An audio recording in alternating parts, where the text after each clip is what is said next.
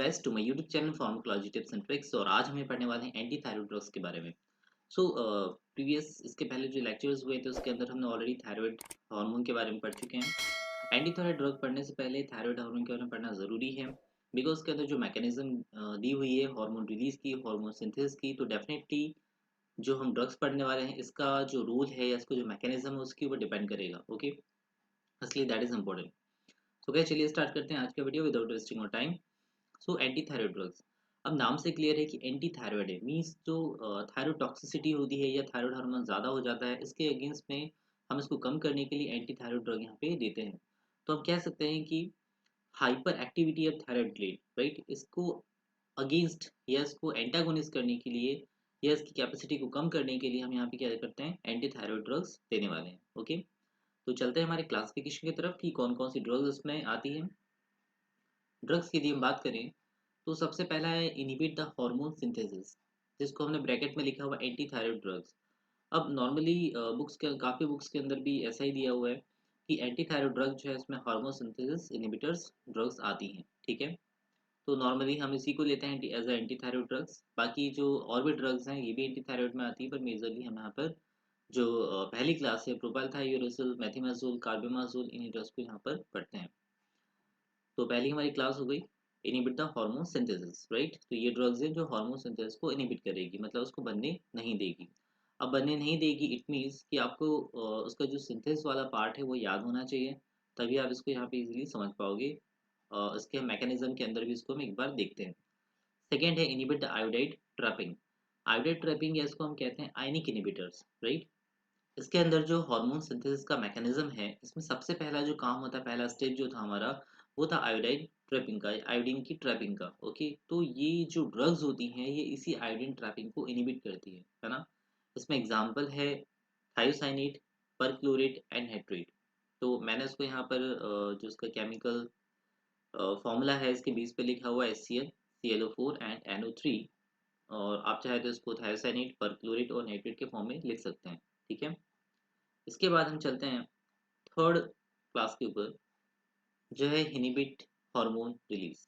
ठीक है, अब हार्मोन जो है हमारा, मतलब आयोडीन जो है ट्रैप भी हो चुका है, इसके बाद में हार्मोन जो है बन भी चुका है, बट अब क्या करना है, हमें हार्मोन रिलीज को रोकना है। ठीक है, हार्मोन रिलीज को रोकने के लिए यहाँ पे यूज होता है iodine, iodide of sodium potassium salt और ऑर्गेनिक आयोडाइड्स। ठीक है, तो ये होगी थर्ड क्लास। फोर्थ क्लास होती है डिस्ट्रॉयड द थायराइड टिश्यू। ठीक है, इतना ज़्यादा यहाँ पे टॉक्सिटी हो चुकी है कि अब थायराइड टिश्यू को डिस्ट्रॉय करना पड़ेगा, इसके लिए हमें रेडियो एक्टिव आयोडीन को यूज़ करना। For example iodine 131, iodine 125 and iodine 123।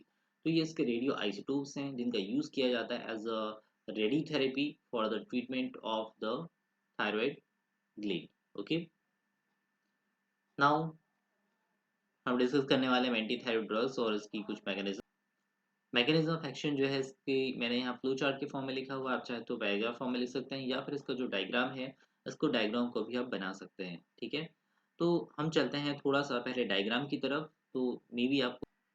सो ये थायरोक्सिन हार्मोन के सिंथेसिस का एक चार्ट है। ठीक है, अब इसके अंदर आप देख रहे हो कि यहाँ पर एक ही थायराइड सेल है। ठीक है, इसके अंदर ही सबसे पहले क्या हो रहा है, आयोडीन का ट्रैपिंग हो रहा है। तो हमने एक क्लास ऑलरेडी पढ़ी हुई है जो कि ट्रैपिंग को इनहिबिट करता है सेकेंड नंबर पे, जिसके अंदर थायोसाइनेट्स ड्रग्स वगैरह आती हैं। ठीक है, ट्रैपिंग के बाद यहाँ पे आप देख पा रहे हो कि इसका जो थायराइड कोलाइड है, तो थायराइड कोलाइड में ये आयोडीन इस थायराइड पेरोक्सिडेज की प्रेजेंस में या H2O2 की प्रेजेंस में ये कन्वर्ट हो रहा है आयोडीनियम आयन में, हाइपोआयोडाइज्ड एसिड में, एंजाइम लिंक्ड आयोडाइज्ड एसिड में। ठीक है, यही आगे जाके थायरोग्लोबुलिन से अटैच होता है और आगे बनाता है MIT और DIT, जिसका कपलिंग होता है। और कपलिंग होने के बाद कपलिंग के अंदर अगेन ये थायराइड पेरोक्सिडेज एंजाइम हेल्प कर रहा है। ठीक है, कपलिंग होने की वजह से यहाँ पर ट्राइएडोथायरोनिन, टेट्राएडोथायरोनिन, MIT और DIT और थायरोग्लोबिन पूरा एक कॉम्प्लेक्स बनता है। ठीक है, तो अब हमारी जो पहली क्लास की ड्रग है वो कहाँ वर्क कर रही होगी, इसी थायराइड पेरोक्सिडेज के ऊपर कर रही है।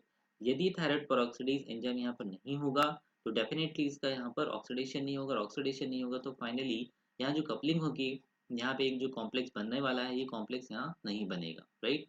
आगे का पूरा प्रोसेस जो है वो बंद हो जाएगा। तो अभी हमने डायग्राम में देखा कि कैसे कैसे वहाँ प्रोसेस हो रही है, इसी को मैंने यहाँ फ्लो चार्ट में लिखा हुआ है because it's important mechanism of action. Okay, तो हमने यहाँ पे लिखा हुआ है कि these drug bind to the thyroid peroxidase. Second है यदि थायराइड पेरोक्साइडेज जो एंजाइम हमने अभी देखा है उसको बाइंड यदि होता है, ऑक्सीडेशन नहीं होगा आयोडीन या आयोडेट टायरोसिल रेसिड्यू का। यदि ऑक्सीडेशन नहीं होगा तो क्या होगा, inhibit the iodination of tyrosine residue in the thyroglobulin. तो हमने देखा था हमारा थायरोग्लोबुलिन जो कि सेल के अंदर था कोलाइड में नहीं आएगा, मतलब उसके साथ अटैचमेंट नहीं होगा।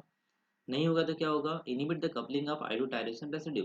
अब कपलिंग नहीं होगी, और कपलिंग नहीं होगी तो कोई भी T3 और T4 यहाँ पे नहीं बनेगा, इसकी सिंथेसिस नहीं होगी। ठीक है, तो हमारा जो मेन कंसर्न है वो किससे है, यहाँ पर थायराइड पेरोक्साइडेज एंजाइम से। तो थायराइड पेरोक्साइडेज एंजाइम को याद रखिएगा, इसकी प्रेजेंस में ऑक्सीडेशन नहीं होगा, ऑक्सीडेशन नहीं होगा तो थायराइड कोलाइड के थायरोग्लोबुलिन के साथ में कोई भी अटैचमेंट नहीं होगा और T3 T4 फॉर्म नहीं होगा। ओके, तो ये है इसकी mechanism of action, right.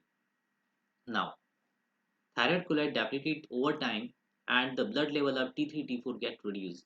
Okay, यदि ड्रग हमारी कंटिन्यू होती है तो थायराइड कोलॉइड जो है धीरे धीरे ओवर टाइम, मतलब टाइम के अकॉर्डिंग कम होता रहता है और T3 T4 जो है वो कम हो जाएगा।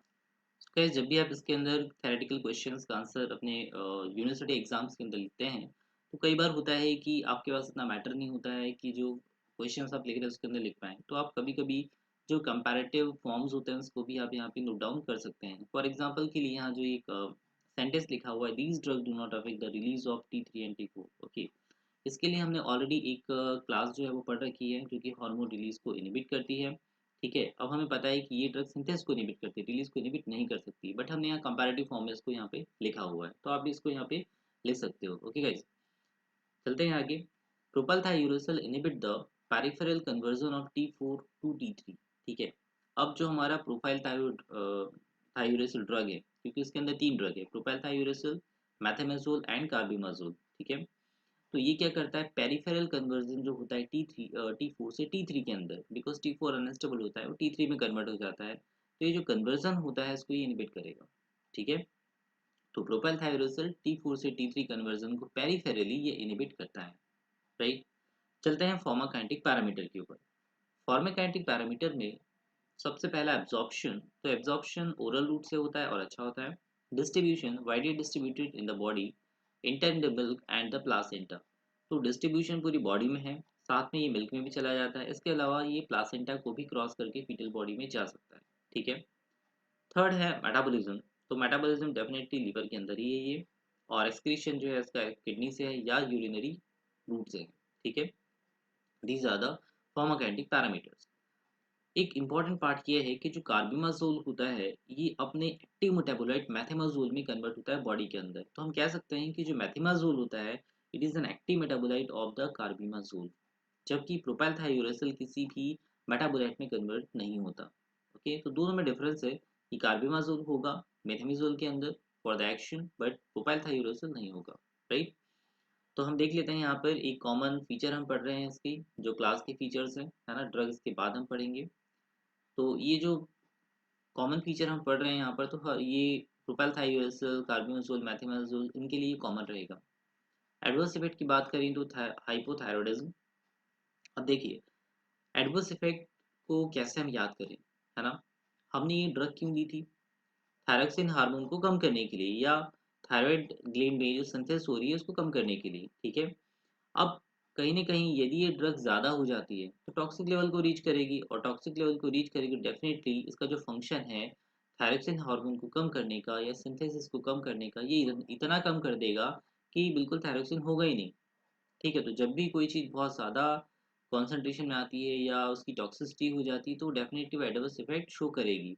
तो यहाँ पर ये ड्रग भी हमने क्यों ली थी, थायरोक्सिन हार्मोन को कम करने के लिए, और यदि ये ड्रग ज़्यादा हो जाएगी तो थायरोक्सिन हार्मोन डेफिनेटली और ज़्यादा डेप्लीट हो जाएगा, उसका लेवल और ज़्यादा कम हो जाएगा।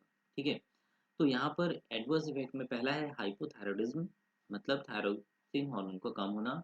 दूसरा है गोइटर। अब यहाँ गोइटर क्यों हो रहा है, ठीक है, गोइटर इसमें लिखा है but reversible on stopping the drug, मतलब गोइटर एक ऐसा है कि ड्रग आप बंद कर दोगे तो ये फिर से रिवर्सिबल हो जाएगा, अपने नॉर्मल पोजीशन में चला जाएगा। गोइटर होने के लिए हमने पहले पढ़ा है कि गोइटर क्या होता है, आयोडीन की कमी की वजह से होता है। डेफिनेटली यहाँ पे थायरोक्सिन हार्मोन क्या हो रहा है, नहीं बन रहा है या कम बन रहा है। ठीक है, और कभी कभी टॉक्सिसिटी ज़्यादा होगी तो थायरोक्सिन हार्मोन नहीं बनेगा, नहीं, यदि नहीं बनता है तो क्या होगा, इम्पल्स कहाँ जाएगा, ये पास जाएगा और पिट्यूटरी वहाँ से क्या करेगा, से TSH हार्मोन जो होता है उसको रिलीज करेगा, थायराइड स्टिमुलेटिंग हार्मोन। अब thyroid stimulating hormone thyroid gland के ऊपर आएगा, ठीक है, और वहां पे सेल के साइज को इंक्रीज कर देगा, जिसको हम कहते हैं ग्वाइटर। तो ये ग्वाइटर हो सकता है। स्किन रैशेज का होना, GI इंटॉलरेंस का होना, ग्रेइंग ऑफ द हेयर, है ना, हेयर का ग्रे होना, टेस्ट का लॉस हो जाना, या ई ग्रेनुलोसाइटोसिस। बट ये these are the adverse effect. बात करते हैं यूजेस की। यूजेस की बात करें तो it is used in grave disease and toxic nodular goiters, ठीक है। तो थायराइड टॉक्सिकोसिस होती है, उसको कम करने के लिए हम इस ड्रग का यूज करते हैं। अब देखते हैं कुछ differentiating feature between the propylthiouracil and carbimazole, जो कि आपके एग्जाम के पॉइंट ऑफ व्यू से इंपॉर्टेंट है, ठीक है। तो पहले नंबर पे है प्रोपाइल थायोरेसल, दूसरे नंबर पर कार्बिमाजोल। तो देखते हैं कौन कौन से उसमें डिफरेंशिएटिंग फीचर्स हैं। सबसे पहला है कि प्रोपाइल थायरोसिल जो होता है लेस पोटेंट होता है, जबकि कार्बिमाजोल ये 5 टाइम्स मोर पोटेंट होता है, okay. Plasma protein binding propylthiouracil की ज़्यादा है, जबकि कार्बिमाजोल की कम है। इसका मतलब है कि जो कार्बिमाजोल है ये फ्री अमाउंट में ज़्यादा रहेगा। थर्ड है transfer to placenta the milk. Propylthiouracil case में ये कम है, जबकि कार्बिमाजोल में ज़्यादा है। मीन्स कार्बिमाजोल जो है ये प्लासेंटा और मिल्क के अंदर ज़्यादा जाता है as compare to propylthiouracil. Fourth है plasma T half. Propylthiouracil का है 1 से 2 घंटे, जबकि कार्बिमाजोल का है 6 से 10 घंटे। ड्यूरेशन ऑफ एक्शन की यदि बात करें तो प्रोपाइल थायरोसिल 4 से 8 घंटे काम करता है, कार्बिमाजोल 12 से 24 घंटे काम करता है, क्योंकि कार्बिमाजोल का जो हाफ लाइफ वो भी काफ़ी ज़्यादा है, ठीक है। यहाँ पर प्रोपाइल थायरोसिल कोई भी एक्टिव मेटाबोलाइट नहीं बनाता है, जबकि कार्बिमाजोल जो है इसका एक्टिव मेटाबोलाइट प्रेजेंट है, दैट इज मेथिमाजोल। तो कई बार ऑब्जेक्टिव क्वेश्चंस के अंदर भी यहाँ पर ये हो सकता है कि कार्बिमाजोल का एक्टिव मेटाबोलाइट क्या होता है, ठीक है। अब डेफिनेटली जिसका ड्यूरेशन एक्शन 4 से 8 घंटे, तो उसमें डोज भी आपको ज़्यादा देनी पड़ेगी, इसलिए 2 to 3 डेली डोज इसकी नीडेड होती है। जबकि कार्बिमाजोल की बात करें तो इसका सिंगल डोज ही काम करता है, क्योंकि ये अधिकतर 12 से 24 घंटे के लिए काम करती है। Propylthiouracil inhibit the T4 to T3 peripherally. जैसा कि अभी हमने देखा था कि peripheral conversion of T4 to T3 को ये इनहिबिट करती है पेरिफेरली, बट यहाँ पर कार्बिमाजोल ये काम नहीं करता, ठीक है। तो गाइस ये डिफरेंशिएटिंग फीचर है, दोनों ड्रग्स में डिफरेंस है, और हमने जो पुराना इसके पीछे पढ़ा ये दोनों ड्रग्स के लिए कॉमन रहेगा, ओके। तो जब भी क्वेश्चन आता है तो उसको आप नोट डाउन कर सकते हैं, राइट। इसके बाद हम एक क्लास और ले लेते हैं आयनिक इनहिबिटर्स की। तो आयनिक इनहिबिटर्स मतलब जो आयोडाइड ट्रैपिंग को इनहिबिट करता हो, ठीक है। इसकी वजह से भी क्या होगा, T3 T4 का सिंथेसिस यहाँ पर बिल्कुल नहीं होगा। और इसकी जो पोटेंसी होती है, तीनों ड्रग्स हमने जो डिस्कस की थी, परक्लोरेट, थायोसाइनेट और नाइट्रेट, तो इनकी पोटेंसी भी, इनहिबिटिव पोटेंसी भी ये डिक्रीजिंग ऑर्डर में है। परक्लोरेट की 10 टाइम्स होती है, थायोसाइनेट की 1 टाइम और नाइट्रेट की 1/30 टाइम, ठीक है। सबसे एक्टिव कौन सा होगा, परक्लोरेट। सबसे लोएस्ट एक्टिव कौन सा होगा, nitrate, okay. They are toxic and not use now. ये काफ़ी ज़्यादा टॉक्सिक है, इसलिए इनका यूज़ अभी नहीं होता है। फॉर एग्जाम्पल के लिए थायोसाइनेट को ये देखा जाए, थायोसाइनेट क्या करता है, cause the toxicity of the liver, kidney, bone marrow and brain. मतलब जो मेजर वाइटल ऑर्गन है इन्हीं के लिए टॉक्सिटी कॉज करता है, इसलिए इसको बैन कर दिया गया, बंद कर दिया गया। Perchlorate rashes, fever, aplastic anaemia तक ये कॉज करता है। Nitrate induce the methaemoglobinaemia and vascular effect, ठीक है। इस वजह से भी इसको यहाँ पर बंद कर दिया गया। तो guys these are all about the anti thyroid drugs, जो कि इंपॉर्टेंट थी। और इसमें जो मैंने डायग्राम आपको बताया था सिंथेसिस वाला, वो भी आपको याद करना है, और एंटी थायराइड ड्रग का एक्शन पर्टिकुलर जो स्ट्रक्चर है उसके वाइज या फ्लो चार्ट के फॉर्म में उसको याद कर सकते हो, okay guys. So guys thank you very much for watching this video, hope so कि आपको समझ में आया हो। मिलते हैं नेक्स्ट वीडियो में।